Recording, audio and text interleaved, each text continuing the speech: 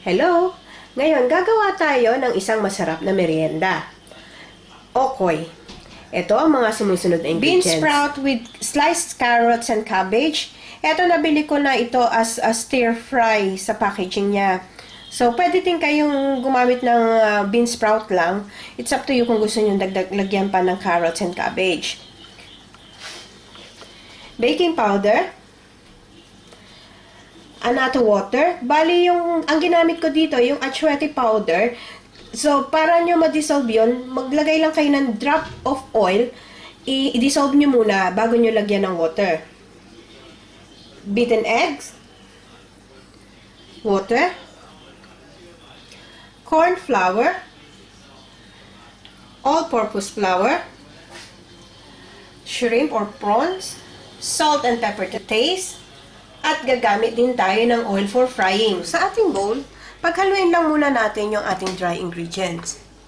Yung flour, yung corn flour, yung ating baking powder, salt, and pepper. So, mix lang natin itong maigi.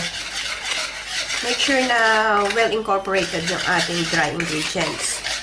Pwede na natin ilagay yung ating water, yung ating egg, at yung ating annatto water. Then, mix it well to make a butter. Eto, meron na tayong well mixed na. Meron na tayong smooth butter.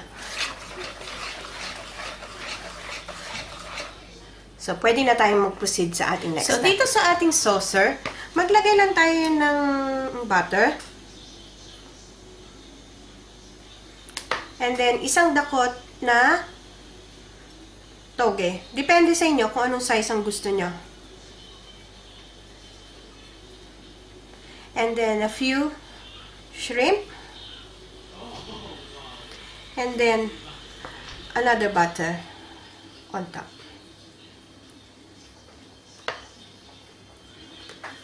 So, this one is ready for frying. So, dito sa ating frying pan, nagpainit na ako ng oil. So, iprito na natin yung ating okoy.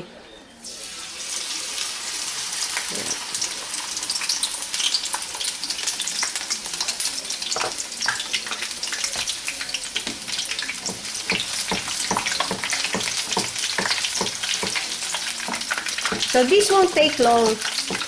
Hanggang maging golden brown lang.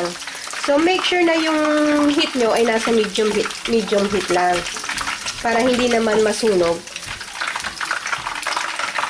So, i-turn over lang natin yung ating okoy. Yan. Then, hintayin lang natin hanggang maging golden brown. So, this one is ready. So, pwede na natin siyang hanguin.